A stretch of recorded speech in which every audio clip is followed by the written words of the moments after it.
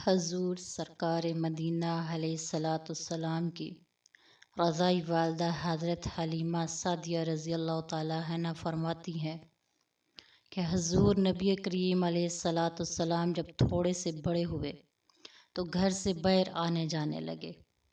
محلے کے بچوں کو کھیلتے ہوئے دیکھتے مگر خود الگ کھڑے رہتے اور ان کے ساتھ کھیل کود میں مشغول نہ ہوتے۔ جب حضور علیہ الصلاۃ والسلام کی عمر مبارک 2 سال کی ہوئی تو آپ کا قامت اور جسامت کے اعتبار سے 4 سال کے برابر معلوم ہوتے تھے۔ میں نے آپ صلی اللہ علیہ وسلم کا دودھ چھوڑا دیا۔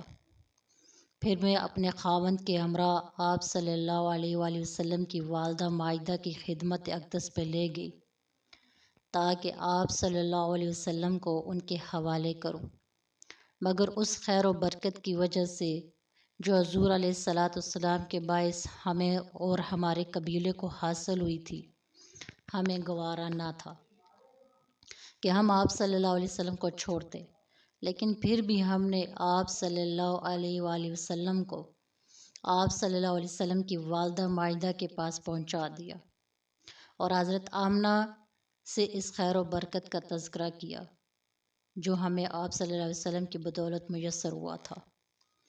آپ صلی اللہ علیہ وسلم کی والدہ مائدہ نے فرمایا، میرے فرزند کی شان بلند ہے۔ ہم نے کہا، اللہ کی قسم، اس سے زیادہ بابرکت فرزند ہم نے کوئی نہیں دیکھا۔ پھر ہم نے بہانے سے کام لیا اور حضرت آمنہ رضی اللہ تعالیٰ عنہ سے کہا کہ ہم مکہ مکرمہ کی گرمی کی شدت اور اس کی وبا سے بے خوف نہیں ہیں۔ اللہ نہ کرے کہ اس فرزند کو کوئی بھی نقصان پہنچے۔ اگر آپ اجازت دیں تو ہم اس فرزند اور ارجمند کو اپنے قبیلے میں دوبارہ لے جائیں تاکہ آپ صلی اللہ علیہ وسلم مزید کچھ وقت وہاں رہیں۔ ہمارے بہت زیادہ اصرار کرنے کے بعد حضرت آمنہ نے حضور علیہ الصلاۃ والسلام کو ہمارے سپرد کر دیا۔ آپ صلی اللہ علیہ وسلم کو لے کر ہم واپس اپنے قبیلے کی طرف آ رہے تھے کہ راستے میں ہمارا گزر حبش کے نصارہ کے ایک گروہ کے پاس سے ہوا۔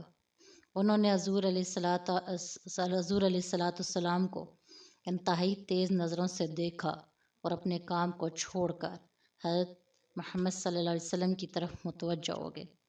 کبھی آپ صلی اللہ علیہ وسلم کی مہر نبوت کو دیکھتے تھے اور کبھی آپ صلی اللہ علیہ وسلم کی چشم پاک کی سرخی مبارک کو دیکھتے تھے۔ پھر انہوں نے مجھ سے پوچھا، کیا تمہارے فرزند کی آنکھیں درد کی وجہ سے سرخ ہیں؟ میں نے جواب دیا کہ نہیں۔ انہوں نے پوچھا، یہ بتاؤ کہ اس کی آنکھوں کی سرخی کبھی جاتی بھی رہتی ہے؟ میں نے کہا نہیں۔ اس پر انہوں نے کہا کہ تمہیں جس قدر دولت چاہیے ہم تجھے دیتے ہیں، ہم پر احسان کرو اور یہ فرزند ہمیں دے دو تاکہ ہم اسے حبشہ میں لے جائیں، کیونکہ یہ بچہ اعلیٰ اور عرفہ شان والا ہے۔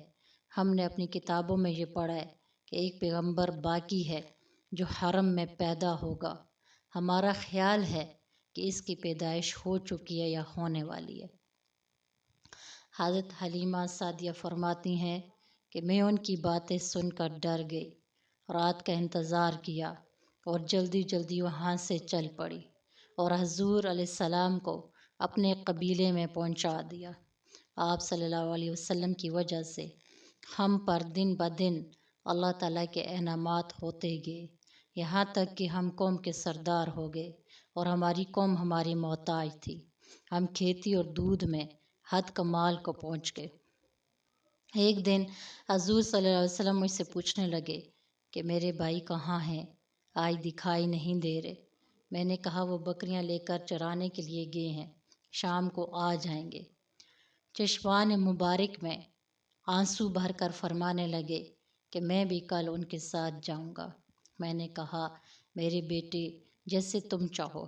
دوسرے دن صبح سویرے اٹھے، میں نے منہ ہاتھ دھلایا، سر مبارک پر تیل لگا کر کنگھی کی، آنکھوں میں سرما لگایا، نیا لباس پہنایا اور ایک چھڑی دست مبارک میں پکڑا دی۔ اس کے بعد نبی کریم صلی اللہ علیہ وسلم اپنے رضائی بھائیوں کے ساتھ باہر تشریف لے گئے اور بکریاں چرانے میں مشغول ہو گئے۔